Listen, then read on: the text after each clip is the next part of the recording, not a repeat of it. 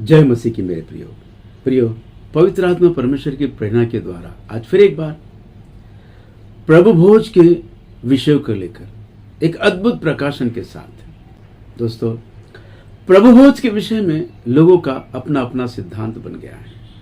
लोगों ने अपनी बुद्धि का इस्तेमाल करके प्रभु भोज के विषय को अपनी बुद्धि के अनुसार कलीसिया में सिखा रहे हैं। कहते हैं एक व्यक्ति जब विश्वास कर लेता है तो उसका उद्धार हो जाता है, और जब विश्वास करके वो प्रभु भोज लेने के लिए आता है तो हम कौन होते हैं कि उसे प्रभु भोज से दूर करें, उसको प्रभु भोज ना दे। हम कौन होते हैं? हंसी आती है ऐसे प्रचारकों को सुनकर, और दया भी आती है उन लोगों पर जो इसके प्रचार, ऐसे लोगों के, इस तरह के लोगों के प्रचार सुनकर उनके पीछे हो लेते हैं। दोस्तों, उनका उद्धार खतरे में है। जो लोग इस शिक्षा में हैं कि बिना बपतिस्मा के भी हम प्रभु भोज ले सकते हैं। लेकिन मेरे प्रियो, वचन क्या कहता है? आइए हम पढ़ेंगे। प्रेरित पौलुस कुरिन्थियों के नाम जो पत्र लिखी है उसमें पहली पत्र हम पढ़ेंगे, और उसका 11 अध्याय और हम पढ़ेंगे 27 और 28 वचन में पढ़ के सुना रहा हूं। कुरिन्थियों के नाम लिखी गई पहली पत्री, उसका 11 अध्याय 27 और 28 वचन में लिखा है, इसलिए जो कोई अनुचित रीति से प्रभु की रोटी खाए या उसके कटोरे में से पिए, वह प्रभु की देह और लहू का अपराधी ठहरेगा। इसलिए मनुष्य अपने आप को जांच ले और इसी रीति से इस रोटी में से खाए और इस कटोरे में से पिए। दोस्तों, परमेश्वर का वचन कहता है, पवित्र आत्मा परमेश्वर प्रेरित पौलुस के द्वारा लिखवाकर जो हमें सिखाना चाहते हैं, कहते हैं अनुचित रीति से ना ले। प्रभु भोज लेते समय अनुचित रीति से ना ले, और जो अनुचित रीति से लेता है वो प्रभु की देह और लहू का अपराधी ठहरेगा। वो अपराधी जिन लोगों ने प्रभु यीशु मसीह को क्रूस पर टंगाकर मार दिया है, उन अपराधियों में इसे गिना जाएगा। लहू का अपराधी ठहरेगा। कैसे? जब कभी तुम प्रभु भोज में भाग लेते हो और तुम अनुचित रीति से लेते हो। सो उचित रीति क्या है? तो नीचे वचनों में बताया गया है, इसलिए लिखा है, इसलिए मनुष्य अपने आप को जांच ले। पहली आज्ञा, मनुष्य अपने आप को जांच ले। यहां पर हम दूसरों को जांचते हैं, दूसरे के विश्वास को, दूसरे के भक्ति जीवन को जांचने की हम सबों की आदत है। पर वचन कहता है कि तुम अपने आप को जांचो, अपने आप को जांचो। क्योंकि दोस्तों, हम प्रभु में आने से पहले हमारी स्थिति क्या थी? हमारी स्थिति क्या थी? लिखा है, पाप और अपराध के कारण हम सब मरे हुए थे। पाप और अपराधों के कारण हम सब मरे हुए थे, और पिता परमेश्वर ने प्रभु यीशु मसीह के द्वारा हमें जिलाया है।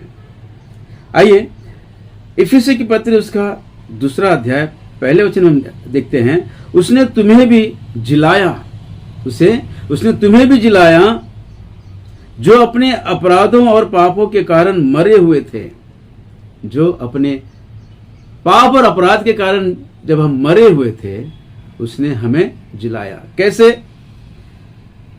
5वां वचन बताता है, जब हम अपराधों के कारण मरे हुए थे तो हमें मसीह के साथ जिलाया। मसीह यीशु के द्वारा, अपने पुत्र प्रभु यीशु मसीह के द्वारा पिता परमेश्वर ने हमें एक नया जीवन दिया है। जब हम मरे हुए थे, प्रभु के बैरी थे, दुश्मन थे, यीशु मसीह के द्वारा उसने हमें जिलाकर अपने साथ मेल मिलाप कर लिया, एक नया जीवन दिया है। इसलिए वचन कहता है कि जो मसीह यीशु में है वह नई सृष्टि है। इतना बड़ा सौभाग्य हमें कैसा प्राप्त हुआ? तो दोस्तों, प्रभु यीशु मसीह के सुसमाचार को सुनने के बाद जो मन फिराव का जो ज्ञान हमको मिला है वो भी पवित्र आत्मा के द्वारा है, और जो विश्वास हमको मिला है वो भी प्रभु यीशु मसीह के द्वारा है। पवित्र आत्मा के बिना हम यीशु मसीह को प्रभु जान नहीं सकते हैं। पिता की आज्ञा के बिना, पिता के बगैर, पिता जब तक आकर्षित ना कर ले, हम सुसमाचार को ग्रहण नहीं कर सकते। दोस्तों, ये सब कुछ परमेश्वर का अनुग्रह है, और लिखा है अनुग्रह से ही विश्वास के द्वारा तुम्हारा उद्धार हुआ है। जो विश्वास हमको प्राप्त हुआ है, जो सुसमाचार हमको मिला है दोस्तों, और जो विश्वास हमें उत्पन्न हुआ है वो भी परमेश्वर का अनुग्रह है। इसलिए वचन कहता है विश्वास के द्वारा अनुग्रह से ही तुम्हारा उद्धार हुआ है। तो इस उद्धार को प्राप्त करने के लिए आज्ञा के अनुसार, इस नए जीवन को प्राप्त करने के लिए आज्ञा के अनुसार हमें जो करना था, क्या वो हमने किया है? तो जांचिए अपने आप को। लिखा है रोमियो की पत्री उसका 6वां अध्याय, क्या तुम नहीं जानते कि हम सब जिन्होंने मसीह यीशु का बपतिस्मा लिया, उसकी मृत्यु का बपतिस्मा लिया, अतः उस मृत्यु का बपतिस्मा पाने से हम उसके साथ गाड़े गए, ताकि जैसे मसीह पिता की महिमा के द्वारा मरे हुओं में से जिलाया गया, वैसे ही हम भी नए जीवन की सी चाल चले। बपतिस्मा की आज्ञा जो है, प्रभु यीशु मसीह कहते हैं जो विश्वास करके बपतिस्मा लेगा उसका उद्धार होगा, और जो उद्धार प्राप्त करेगा वो प्रभु यीशु मसीह में एक नई सृष्टि है। और उद्धार के उस प्रतिक्रिया में क्या तुम्हारा यह अनुभव है कि हम मसीह यीशु में मारे गए, गाड़े गए और तीसरे दिन जी उठे? ये सब कैसे होगा? बपतिस्मा के द्वारा। लिखा है क्या तुम नहीं जानते कि हम सब जिन्होंने मसीह यीशु का बपतिस्मा लिया, उसके मृत्यु का बपतिस्मा लिया है। बपतिस्मा का मतलब है हमारे पुराने स्वभाव को हम मार डालें, उसे गाड़ डालें, और एक नए जन्म लेकर, एक नया जन्म लेकर प्रभु यीशु मसीह में नई सी चाल चले, एक नई सृष्टि बनकर प्रभु यीशु मसीह में जीते रहे, चलते रहे। तो दोस्तों, लिखा है कि जब कभी तुम प्रभु भोज लेते हो तो उससे पहले अपने आप को जांचो कि तुम्हारी स्थिति क्या थी और परमेश्वर ने तुम्हें क्या बनाया है, और उसके लिए तुम्हें क्या करना चाहिए था। तो दोस्तों, आपको बात समझ में आ गई होगी कि प्रभु भोज को लेने के लिए एक नए जन्म की आवश्यकता है, और नया जन्म बपतिस्मा के द्वारा ही हमें प्राप्त होता है। तो बिना बपतिस्मा के प्रभु भोज लेना सरासर गलत है, और जो लोग ये सिखाते हैं ये बिल्कुल 100% गलत है, और उनको न्याय के दिन ऐसे ऐसे डंडे पड़ेंगे, तब पता चलेगा कि वचन के साथ खिलवाड़ करने का क्या नतीजा होगा। तो दोस्तों, प्रभु भोज की उस महान आज्ञा का कारण, प्रभु भोज का ये जो आज्ञा है प्रभु यीशु मसीह ने हमको क्यों दी है, इसकी क्या आवश्यकता है, ये भी बड़ा सवाल है। क्या इसके बगैर हमारा उद्धार संपूर्ण नहीं हो सकता है? हाँ मेरे दोस्तों, ये बहुत बड़ा प्रश्न है। प्रभु भोज की आज्ञा प्रभु यीशु मसीह ने क्यों रखा है कलीसिया के लिए? तो आइए हम पढ़ेंगे कुरिन्ती के नाम लिखी गई पत्री, पहली पत्री, वही 11 अध्याय, और हम पढ़ेंगे उसमें से 11 अध्याय, और मैं आपको माफ कीजिए 26 वचन पढ़ के सुना रहा हूं। ध्यान दीजिए, लिखा है, क्योंकि जब कभी तुम यह रोटी खाते और इस कटोरे में से पीते हो तो प्रभु की मृत्यु को जब तक वो आ ना जाए प्रचार करते रहो। वो आ ना जाए तुम प्रचार करते रहो। और इस दौरान क्या करना है? प्रभु भोज में भाग लेते जाना है। प्रभु भोज में भाग लेते जाना है। लिखा है, ये रोटी खाते और इस कटोरे में से पीते हो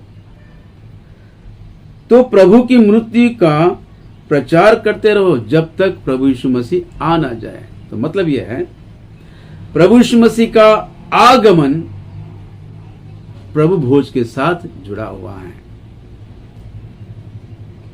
प्रभु यीशु मसीह का दूसरा आगमन प्रभु भोज के साथ जुड़ा हुआ है। यह बहुत बड़ा गंभीर भेद है, बहुत गहरा भेद है। आइए दोस्तों, मैं आपको वचन पढ़ के सुनाता हूं। यूहन्ना रचित सुसमाचार, उसका 6वां अध्याय, और मैं आपको उसका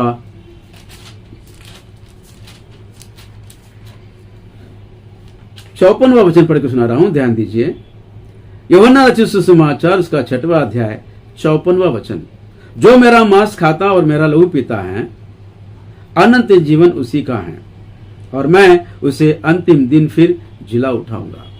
जो मेरा मांस खाता है और मेरा लहू पीता है अनंत जीवन उसका है, और अंतिम दिन मैं उसे जिला उठाऊंगा, उसे उठा ले जाऊंगा। दोस्तों, प्रभु यीशु मसीह की दुल्हन, उसकी कलीसिया, उसकी दुल्हन को लेने जो प्रभु यीशु मसीह आएगा और उसकी कलीसिया उठा ली जाएगी। उस उठा लिए जाने के झुंड में रहना चाहते हो तो प्रभु यीशु मसीह की इस आज्ञा को निरंतर करते रहना होगा, निरंतर करते रहना होगा। और दोस्तों, इस आज्ञा को निरंतर करने के लिए बपतिस्मा की आवश्यकता है। जैसे कि हम देखते हैं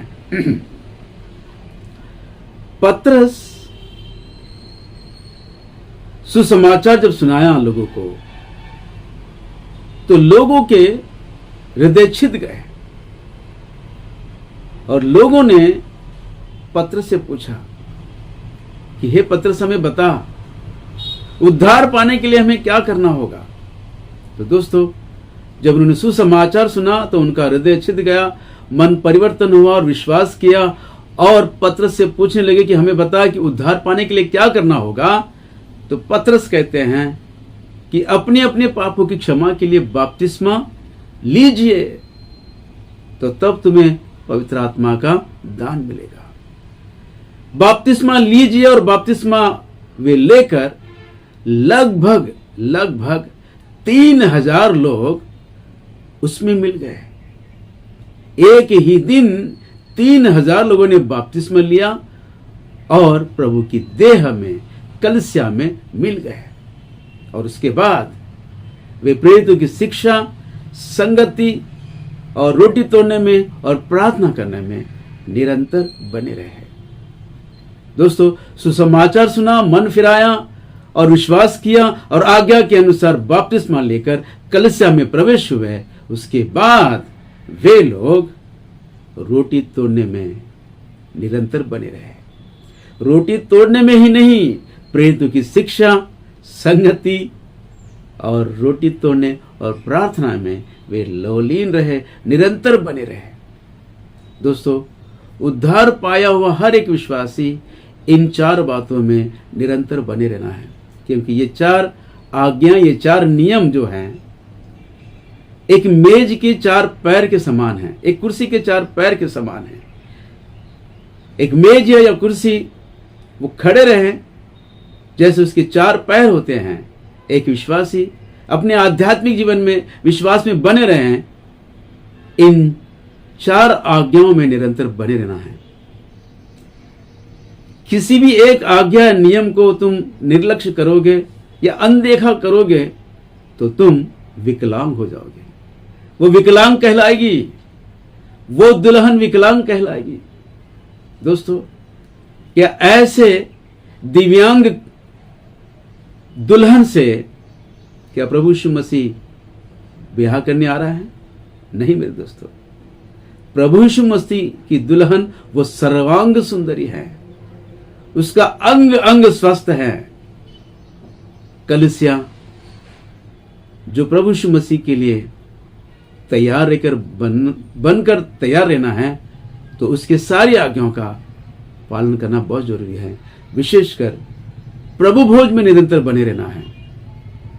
और प्रभु भोज को लेते समय अपने आप को परखना है, क्या तुम्हारा उद्धार नियम के अनुसार, आज्ञा के अनुसार हुआ है? क्योंकि लिखा है, आज्ञा मानने वालों के लिए सदा काल का उद्धार प्राप्त है। प्रभु यीशु मसीह आज्ञा मानने वालों के लिए सदा काल का उद्धार बना है। जय मसीह की। Praise the Lord. आमीन, आमीन, आमीन।